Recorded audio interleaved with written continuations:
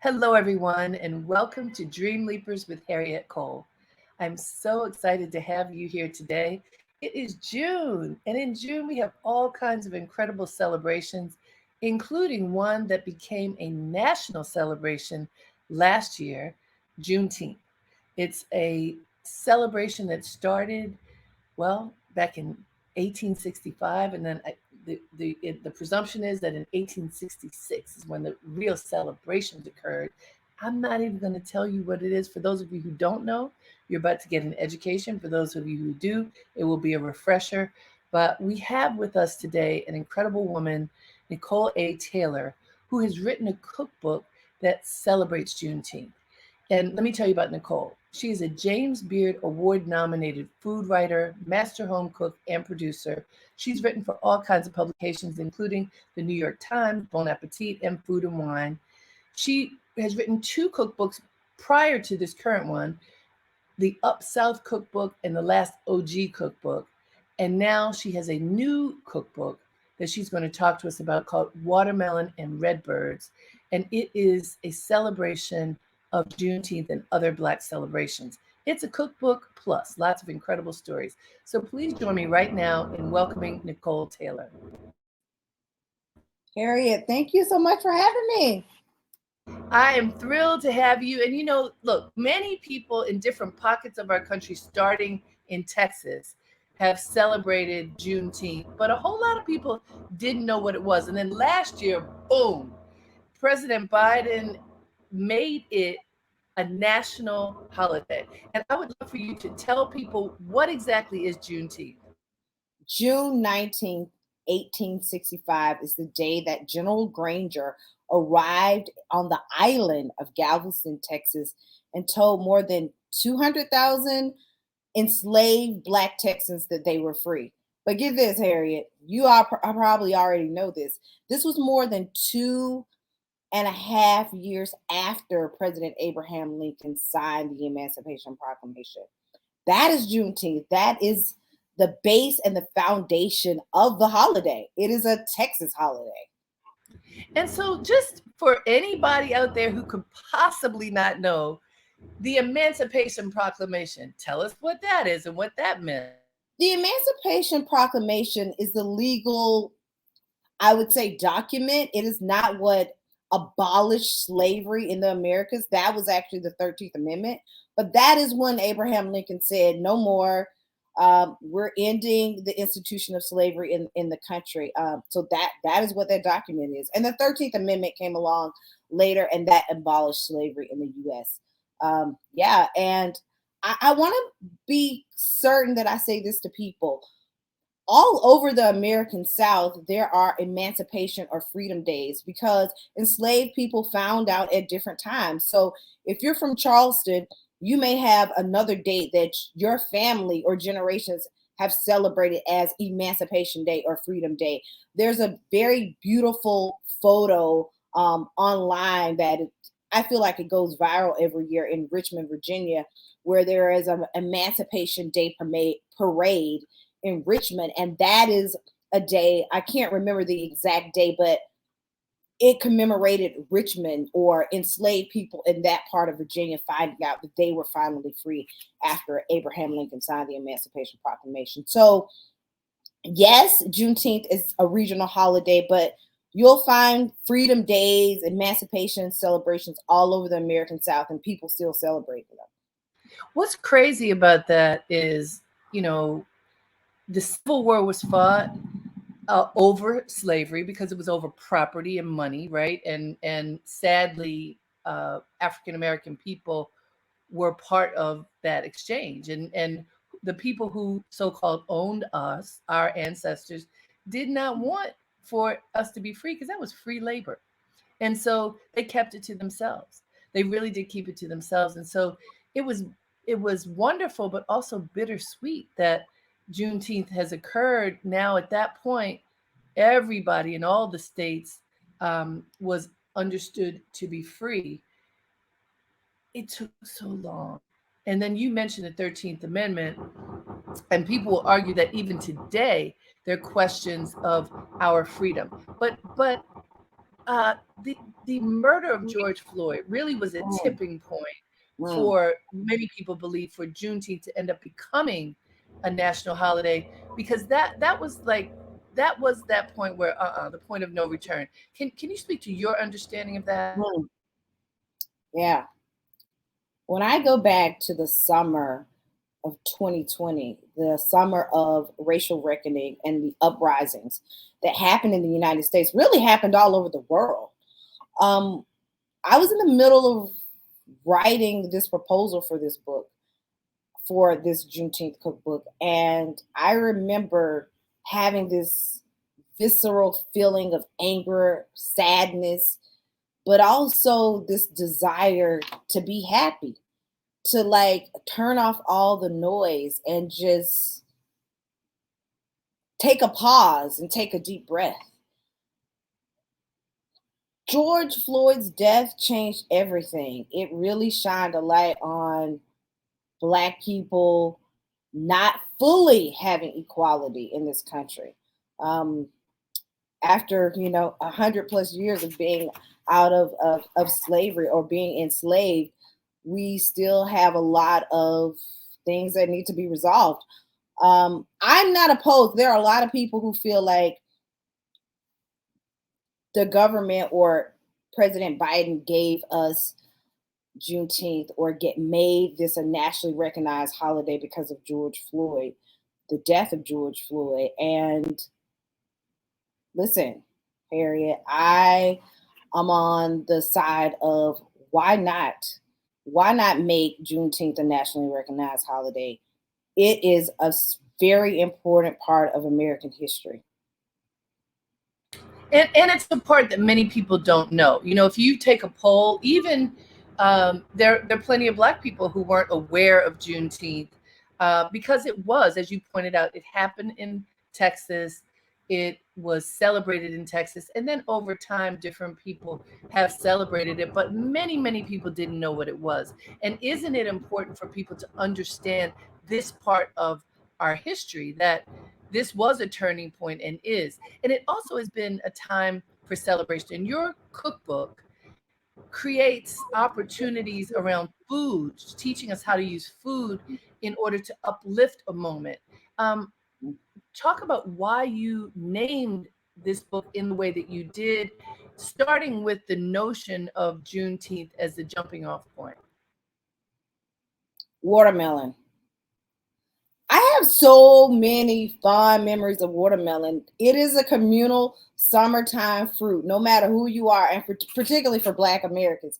Like, who doesn't have a story of your grandmama or your mama going to the grocery store, or even better, the fruit man riding up the street in a truck, and he has all these summertime fruits and vegetables: peaches, juicy nectarines, cherries, bright red cherries, and of course, round green watermelon. And you buy one, right? You know, your folks buy one, they bring it in the house, and that watermelon is sitting on the table. And for me as a kid, all I could think about was, when are they gonna cut the watermelon? Are we Yes.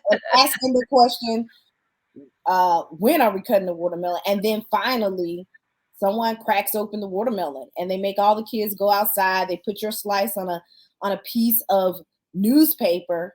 And they tell the kids, like, don't get that juice all in the house. That's right. You have to eat it outdoors. Exactly. And that ritual and that memory just kind of came to me as I was writing this proposal. And I'm like, that's it. Watermelon. It's a special thing for me and a special thing for so many people. So I wanted to make that a part of the title. And redbirds. The story of the cardinal, the redbirds, is such a special one for me. My mother would always tell me growing up, if we saw redbirds circling around the yard, that it was someone in our family that had passed away and that it was good luck and they were coming back to say hello and to blow them a kiss. And not until like 2019, until I had my own kid, that I remembered that story. Literally, I'm riding on MTA subway and I remembered that. And I was like, that's it. That needs to be a part of my cookbook. Redbirds. And then I mashed it together and said watermelon and redbirds. To me, that title represents the past, the present, and the future. I remember my editor and some other folks was like, "Oh, it should be My Juneteenth. Your the title is so poetic. It sounds like a novel." I dug my heels in though, Harriet. I was like, watermelon and redbirds, it. Don't you think so? Well, and what's important for folks to know, because a lot of people who listen to Dream Leapers are writers or want to be writers and write books. And you should know that when you work with a big publisher, one of the things that control over is the title. So that means you had a lot of power just in your conviction, right? That because you had to convince them. They didn't have to say yes to that. No, they did not. No, they did not. I think the story is very powerful. I think, It I is. mean, like I said before, no matter who you are, like watermelon is a part of the summer. And That's right. redbirds. And that story, the redbird story, is originally an indigenous story, Native American story. But I've heard so many of my colleagues who are Jewish, who are white, they're like, "Oh, my grandmother told me that same story." I feel like it's just a folklore or a story that it's very American in nature. That it's so interesting. And this notion of honoring the ancestors is something that is pervasive in many cultures, as you say, certainly in African American culture. And when you go back in time, back to that time of the Civil War and of Juneteenth, uh, and think of what our ancestors had to go through, Mm, what they had to go through in order for us to be able to be here today. The notion that a red bird is flying in the yard and you mm. see, when you see a cardinal, you notice it even out of the corner of your eye because red birds are rare. You might get one that comes to your yard every day, but you're not going to get a flock of them, right? They're rare and they're beautiful and they spark your attention. For you as a child to have been told that this is one of your ancestors coming to protect you Mm. and to honor this moment, that's really powerful. When you were growing up, what was your understanding of the ancestors? Well, I didn't use that word ancestors, right? My understanding of ancestors would be stories saying, invoking people's actual real names, like Aunt Bessie Goolsby. I had an aunt, her name was Bessie Goolsby. And we just ran it all together, being from the South, the American South. The stories around her described her nature, the way she moved and walked, that she was a big woman and round. No one used the word ancestors. When they talked about my grandfather, whom I never met, his name was Hubert Taylor. Um, but I never knew that his name was Hubert. I grew up saying Boley.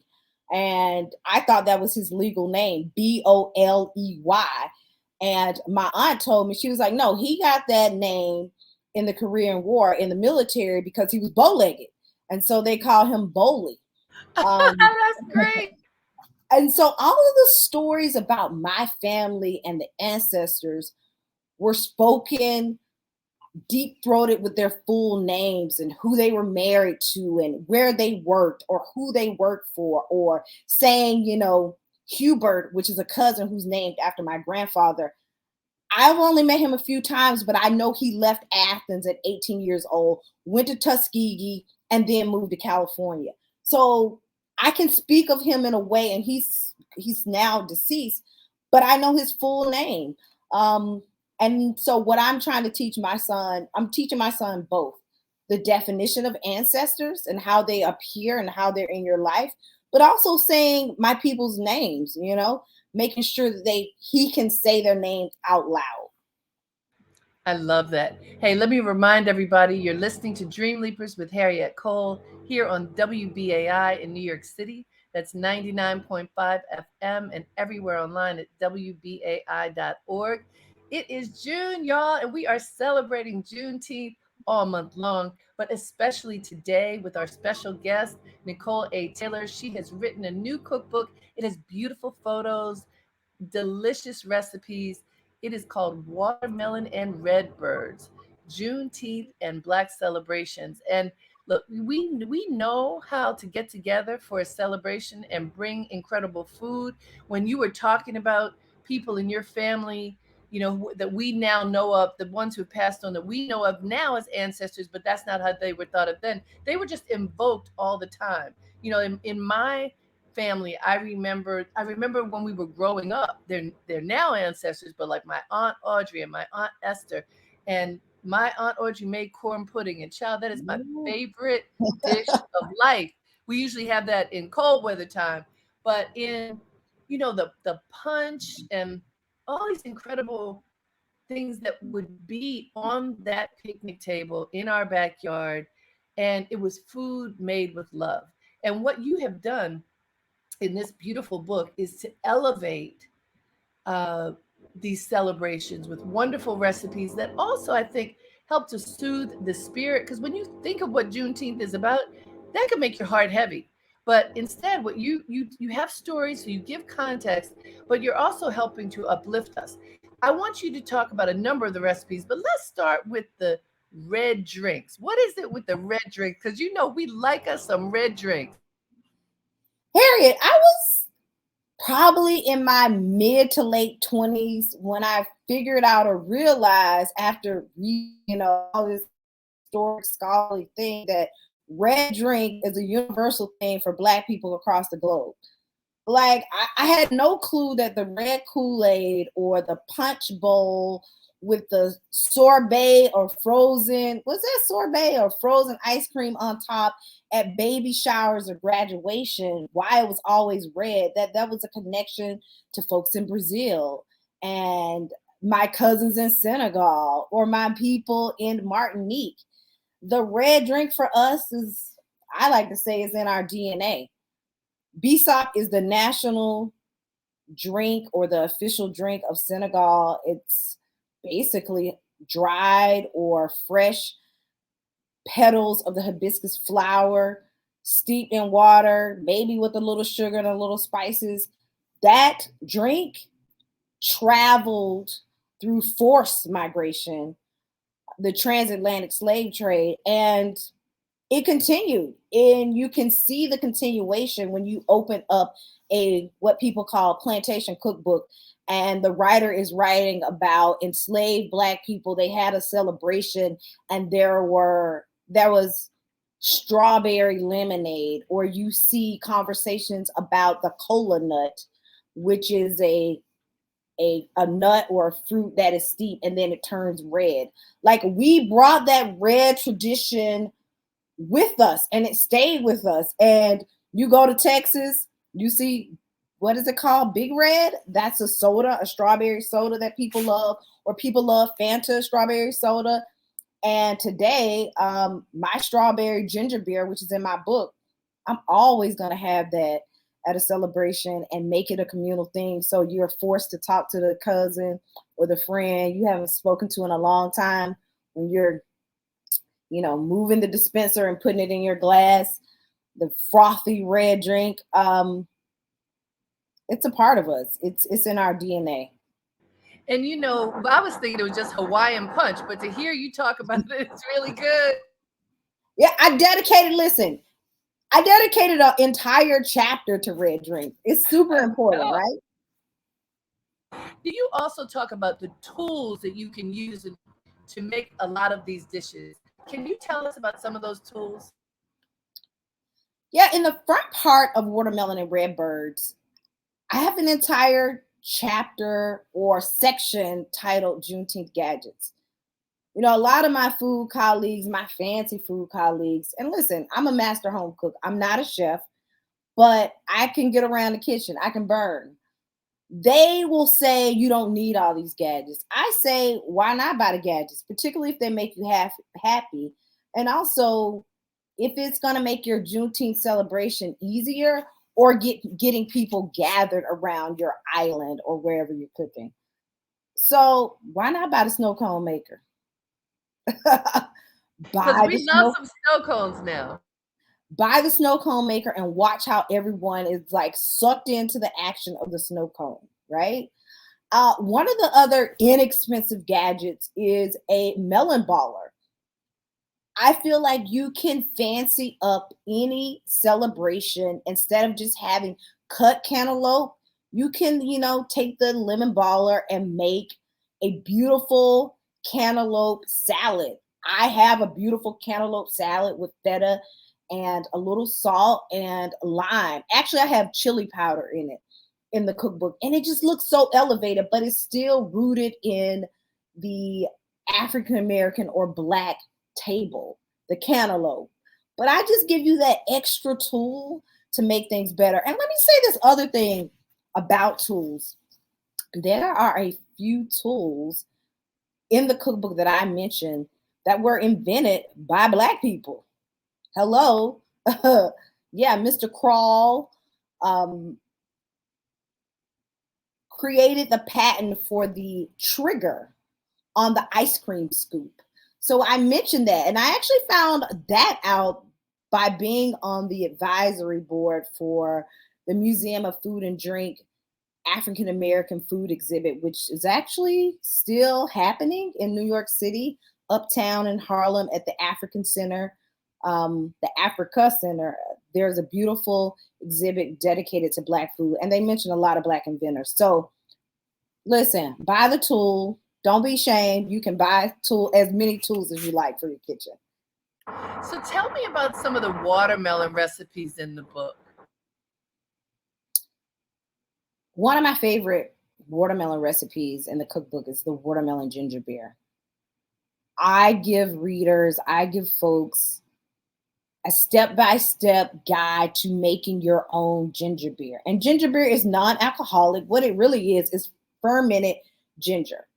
I love doing that. It's like a project. It's something to babysit. Like, I know people are like, I'm busy, I don't have time, but I'm telling you, it's so great to have homemade ginger beer. And once you do it one time, you get addicted to making it. Now, if you want to cheat a bit, you can buy ginger beer, the good stuff. I like Barrett's, which is made in or has roots in Bermuda. That's one of my favorite ginger beers. But you take that ginger beer and you buy you a big watermelon and you juice that watermelon. And if you don't have a juicer and you want to just do it in a blender, you take a cheesecloth or a double strainer. You have this beautiful juice and you mix it with ginger beer. That's one of my favorite ones. And if you're really feeling nice and you want to fancy it up, put a sprig of fennel or create these beautiful fennel ice cubes. People go crazy over this simple thing. I love it. That's one watermelon recipe. One of my other favorites is the grilled watermelon. I know you're like, grilled watermelon. When I read that in your book, I'm like, what do you mean grilling watermelon? Explain that. The grilled watermelon is basically really cute or simple shapes of watermelon caramelized, or you're just basically putting them on the grill for a few minutes. You don't want to have them on there like 5 minutes where they're falling apart. You're putting them on a low, medium, and medium grill pan. If you want to do it in the house, definitely you're going to be outside grilling for Juneteenth. And you want just to get caramelized just a little bit. It brings out the natural sugars, and sprinkle it with this beautiful herbal salt that I've made in the book. Or if not, you can just sprinkle it with a little salt and pepper. I grew up where people love to put salt and or pepper on their melon. So that's a nod to that. But yes, you can grill watermelon for sure. Do it. It is mind-blowing. So tell us how you came to understand the holiday of Juneteenth. What was that turning point for you when you were aware of it? Juneteenth, the word Juneteenth was definitely in my lexicon. I knew it. I understood the definition, but I'd never seen a Juneteenth celebration. I never celebrated a Juneteenth celebration. I didn't grow up celebrating Juneteenth. I grew up having family reunions, and I would say that those family reunions mirrored Juneteenth in terms of the food that was on the table, barbecue and definitely the red drink and potato salad. I grew up with an uncle who had a fish fry, which in so many ways, fish at Juneteenth celebrations is a very traditional thing. But the first time I actually attended and saw the essence of Juneteenth was crazily in Brooklyn, New York, in a park in Fort Greene. There was a community-based organization putting on their annual Juneteenth event. So there were vendors selling African print shirts and clothing. There was a stage and an MC. So there were young people going on stage, doing dance performances, singing. But the thing that really caught my eye, there was a Black gentleman dressed in cowboy attire, and he was leading pony rides with young people around the park. And just seeing a young boy with a big smile on his face, joyful, happy, that innocence, I was like, oh, that's Juneteenth. The horses, the cowboy, but more importantly, the look of freedom in that kid's face. That moment, I was like, okay, I'm doing Juneteenth for myself and my family and friends forever. That was more than a decade ago. That literally was the moment that I decided that I'm celebrating Juneteenth every single year. And so you saw the joy, the innocence, the joy, this child riding on a horse in the ring with the Black man leading him. That says so many things. It also says about Black men and boys and the sense of freedom, which we know remains in peril, especially for Black males. So extracting the joy out of that was a conscious decision too, don't you think? Yeah, I mean, I think it was for certain. So, what do you think people should be talking about? They get around this food. They're at a Juneteenth celebration. You know, we have holidays sometimes, and people forget to acknowledge what it's for. Mm. What do you think would be some great conversations that people could have this Juneteenth when they're sitting around the picnic table, they're outdoors, they're with loved ones and family? You know, of course, they're going to talk about how Junior did in school this year, but what else can they talk about that might bring history to light? You know, Harriet, one of the things that I do to center any Black celebration, and particularly Juneteenth, I started off with a blessing or a prayer. If you're not into that, you can start it off with acknowledging the date and full throat saying the date, June 19th, 1865, and have a sentence where you say what it is. I also use this moment. This is my little bougie moment where I'm like, no red cups now. Let's have full on glassware, and let's toast to our people and give them something special. Set the reverence up, do it with pride and joy. So I think that's the first thing I would say. Any Juneteenth celebration needs to start it with, reverence and acknowledgement. Other things to be talking about around the table. Listen, let's talk about, like, are we registered to vote? I know that's a very basic thing, and I'm sure plenty of people are at Juneteenth celebrations, but it's a reminder, to get folks, like, we have a lot of things that are happening in our country right now and a lot of conversations. So you can mention that at a Juneteenth celebration. I also think, as much as we talk about, juniors going to what college or who's having a baby, inevitably we also talk about the news and honoring and pausing a bit to think about people who lost their lives over the last few months, like in Buffalo. It's super important to do at Juneteenth events. I mean, we have to. We can't ignore it. And I think that most Black people, even at celebrations, there's always a moment where we talk about it, or acknowledge it very quickly before we get back to the laughter. It's who we are. Black people in America, we have this mirror of happiness, joy, and celebration and sadness always. So that's super important. And lastly, we must talk about it, the Juneteenth celebration. What are we doing to keep our traditions alive? What are our family? How do our family traditions show up? Like, have you really sat down with your cousin who makes the potato salad and written that potato salad recipe down, or made sure that her daughter knows how to make the potato salad. It's so important for us to really capture our family history, and particularly our family history around food. I love that so much, and recording our history so that we can pass it from generation to generation is essential. Let me remind folks you're listening to Dreamleapers with Harriette Cole here on WBAI in New York City. That's 99.5 FM and everywhere online at WBAI.org. We are talking to Nicole A. Taylor. She's written an incredible cookbook with all kinds of wonderful recipes in it. Her book is called Watermelon and Red Birds, Juneteenth and Black Celebrations. And guess what? She is generously offering cookbooks to you. Everybody who's listening, you can get a cookbook by making a generous contribution to our beloved radio station, to WBAI.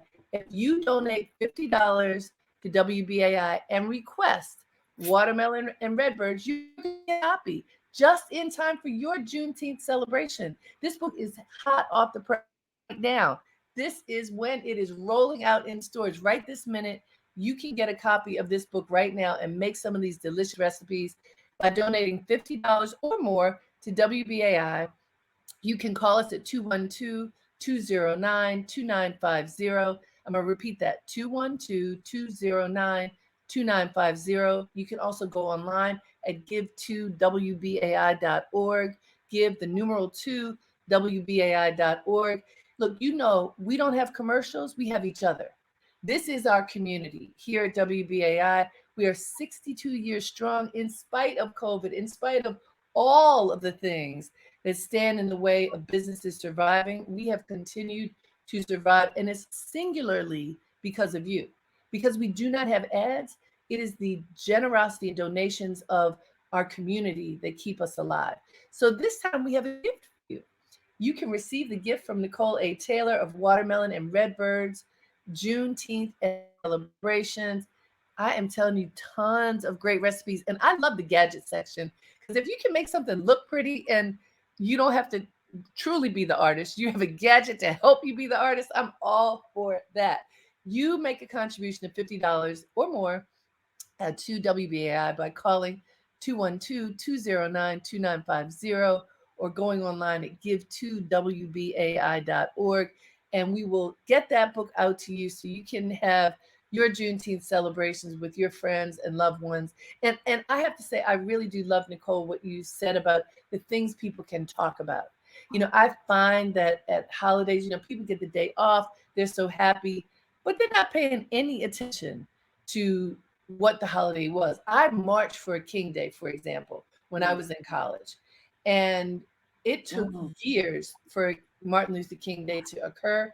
And many people just go, oh, I have a day off from work. We need to honor him. And in the same way, Joe Biden made Juneteenth a national holiday. Yes, we honor Texans and we honor every single African American person who is surviving and thriving today, and we honor our allies.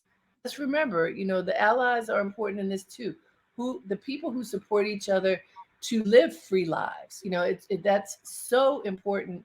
And freedom is being challenged all over the world and including right here, right now. So I want to understand, Nicole, you know, as an author myself, I know it is hard, especially now, to get a book published.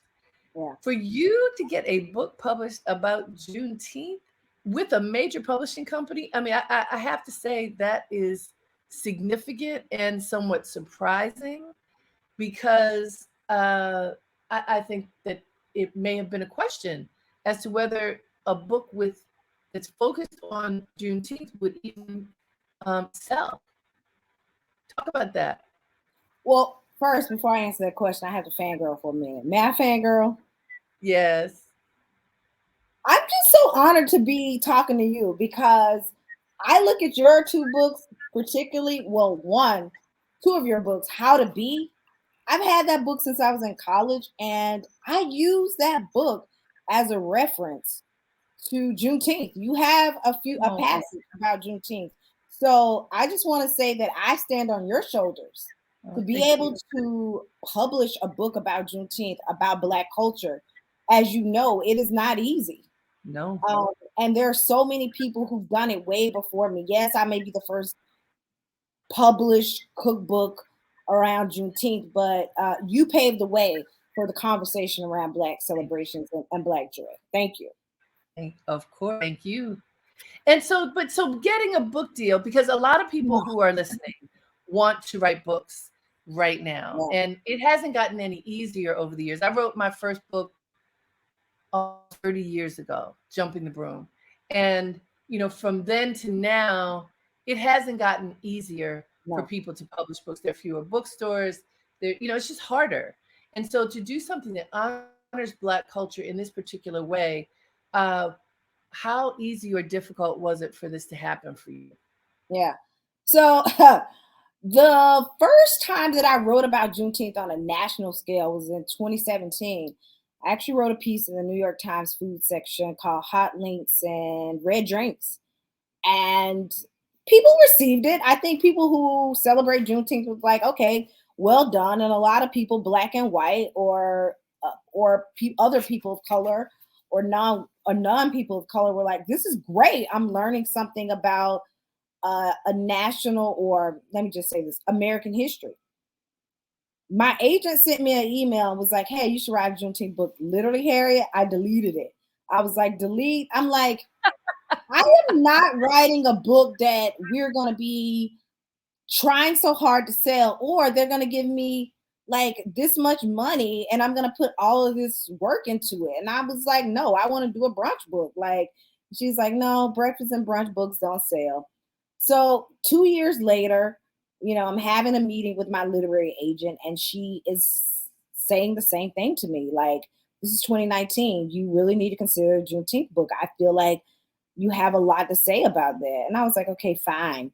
Let me just ideate and see if I have enough recipes. So I went through my notebooks and previous celebrations and Juneteenth celebrations and started coming up with the outline and start working on a proposal. And I got laid off from a job right at the beginning of the pandemic. And I was like, okay, let me just go full speed on working on this book. We're in the middle of a pandemic. And of course, the racial reckoning happened. I mean, I think this moment in book publishing for a major publication, is identical to what a lot of people who are older than me said happened in the 70s, the late 60s and 70s, where there's this plethora of Black titles that were being published. This is a moment. If you are a writer and a person of color, particularly a Black person, and you have an idea, and you have an agent and you have a proposal or a manuscript, yeah, you need to get on it, because there's a lot of correction happening in this publishing industry. However, it is still not easy to navigate the world of publishing. Yes, writing a book is great and getting the words on paper, but there is a business behind it. There's a marketing machine, there's sales, there is a whole machine that is involved in getting the book out into the world. And it's not as easy as it was 30 years ago, because you have social media. So it's like, what's your social media plan? Um, there are not a lot of physical bookstores. So like, how do you have a conversation around buying on Amazon or bookshop? So there are a lot of other things to think about. But I will say the positive is that people want to hear our stories. They want to hear Black stories. They want to hear stories that have typically, or in years past, been in the margin. So go for it. Now, what is your writing process, Nicole? And I want to give you some context for my question. As I coach people on accessing and activating their dreams, Mm. what I say to everyone is spend at least 1 hour every day, including weekends, working on your dream. And if you commit to Mm. at least 1 hour a day, every day, even when you slack off, you're usually getting in. And this is from my experience. If you don't focus on it, it's not going to happen. But I love talking to folks who are manifesting their dreams. And this certainly is a dream Yeah. that is being manifested in this moment. What is your process as a writer? And you also said in the past, anyhow, you have also had a job while writing books. Of course. And so that means you've got to juggle. Now you've got a child and you're married. And, how do you do all the things and keep your creativity moving forward? Well, I'll say first of all, I've journaled for, I mean, I'm 44 years old. I have journals all the way back to I was a teenager. I journal every day.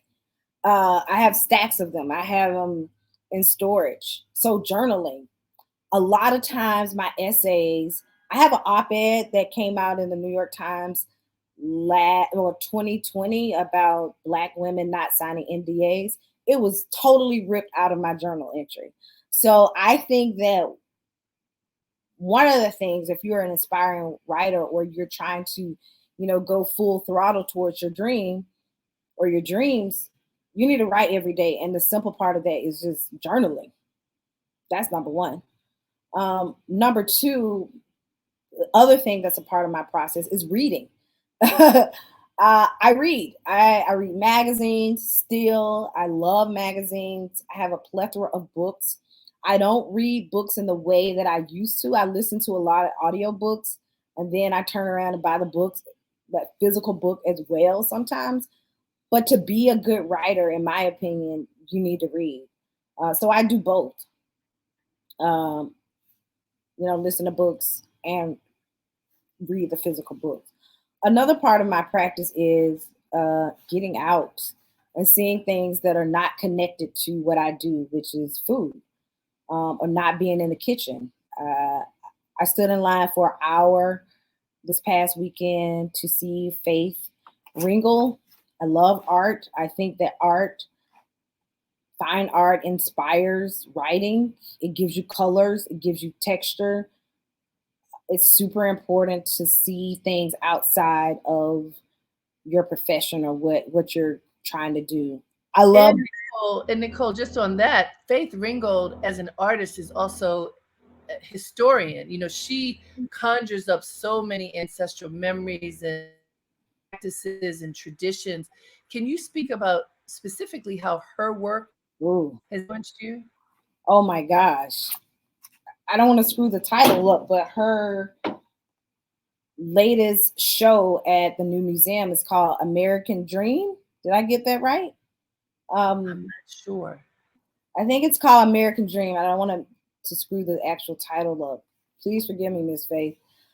But as soon as you walk in the door, the first thing you see are these vivid images of America, the flag, and you see this distorted image of the American flag and Black people. So she is speaking to the then, which is like 1960s America, and it's mirroring right now. Her colors, the quilts, her other work or the other medium of her work, ooh, she has Black leisure and like 5 quilts where you see Black folks actually picnicking and you see the fried chicken, you see all these fabulous foods that you typically see at Juneteenth. And walking into that, I was filled with pride because I'm like, okay, I did right. Like I got the food right. Her work is inspiring, but also affirming. I'm so glad that I asked you this question because your answers are nothing at all of what I expected to hear, which is why I ask creative people, what do you do? Now, all of those things are leading up to your actual, well, the diary that journaling is writing. When you are going from the journaling, the research, the being out in the world, all that stuff into the actual writing of a book, and in this case, a cookbook that has narrative, but it also has recipes. How do you decide what the narrative is around the chapters, and how do you develop the recipes? Yeah, so recipes are very technical. Writing a cookbook is a very technical thing. And there are few people, in my opinion, in this country or in the world that really master that.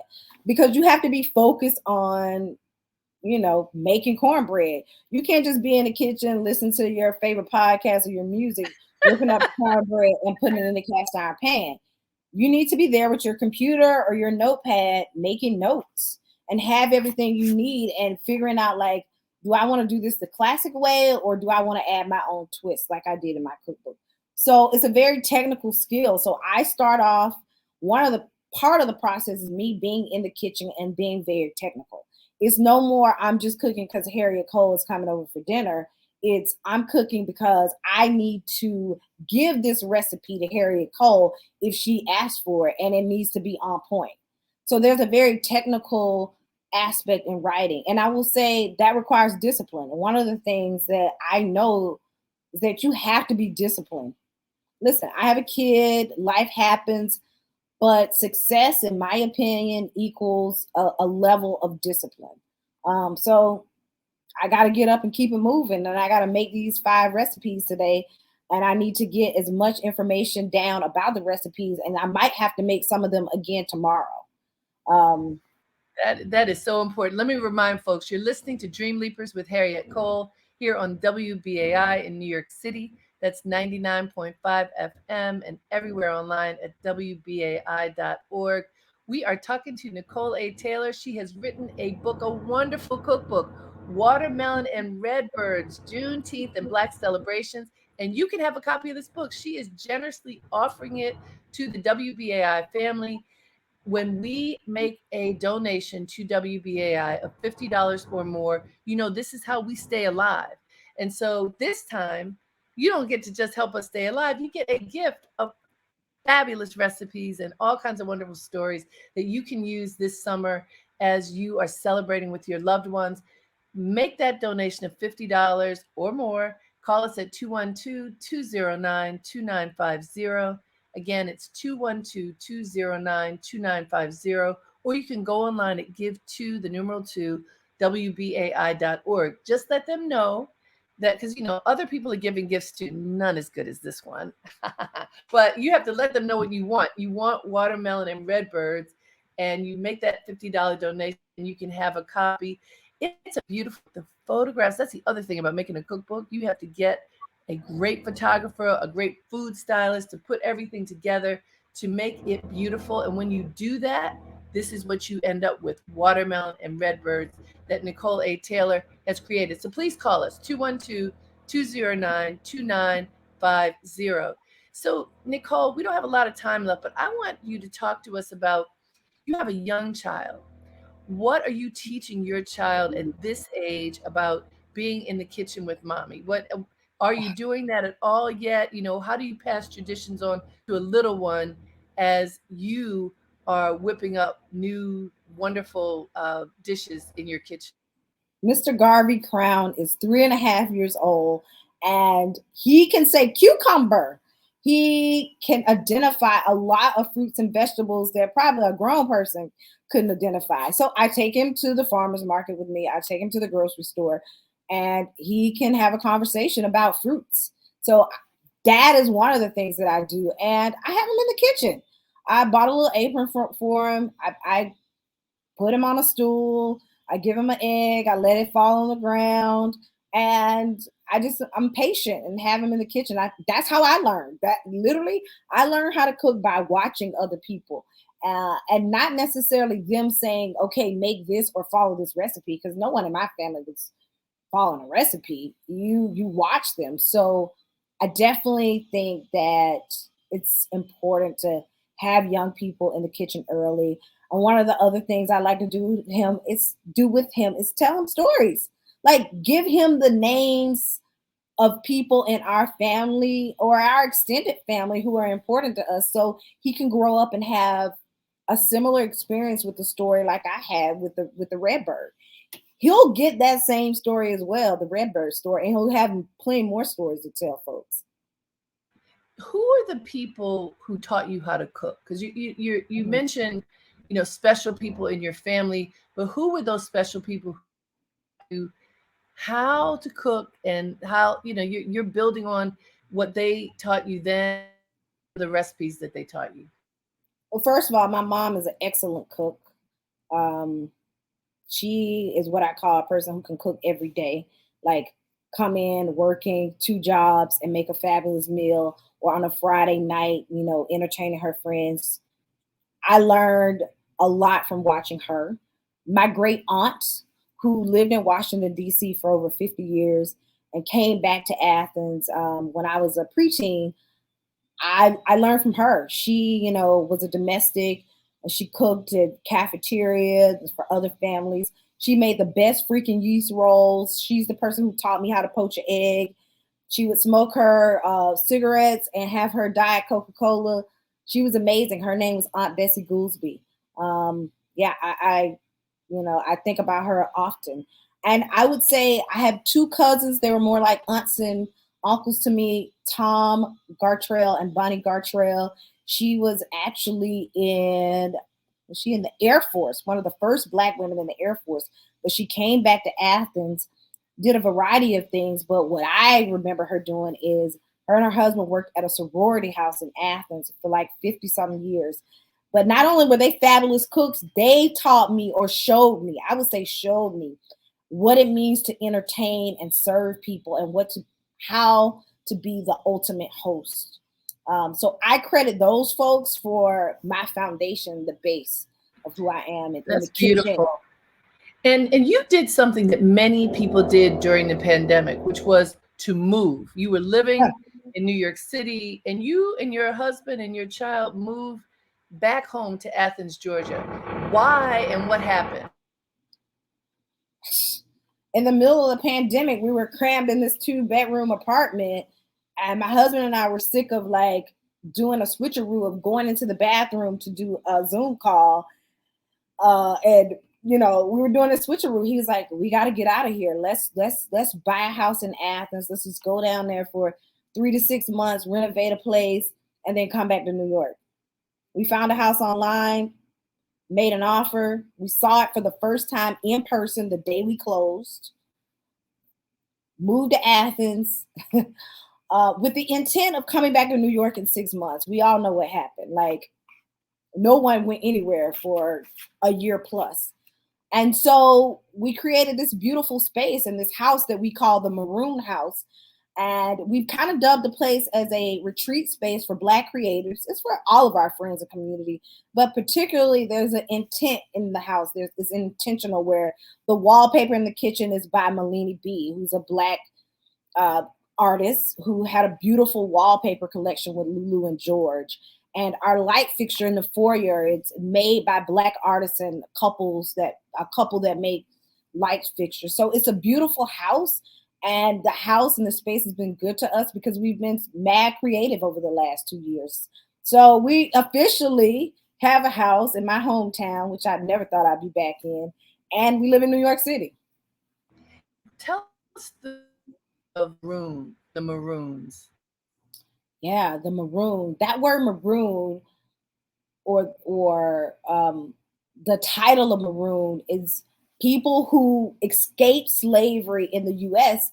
and they went to remote parts of the country, or in the woods, some people say, and created their own little community. So in the Everglades in Florida, it's not rumored, it's true that there are enslaved Black people, or people, excuse me, who escaped slavery and created their own communities. You find this in the Caribbean as well. So the name of our house is to pay homage to those people who decided that I'm done with this. I'm creating my own. I want my own space deep in the woods. And so our house is literally deep in the woods. It's on 5 acres. And I hope that we are doing the ancestors proud by pausing and honoring them in this way. That is such a beautiful story. Thank you so much, Nicole Taylor, author of Watermelon and Redbirds. There's a whole lot of construction in my house. So if anybody's hearing that, maybe that's the ancestors talking to us. I don't know. But yes, we thank you, Nicole Taylor. Thank you for being with us, and congratulations on your book. Thank you, Harriette, so much. It's a pleasure. Thank you, everybody. Thank you for being with me today. Happy Juneteenth. Until next time, have a great day and make it count.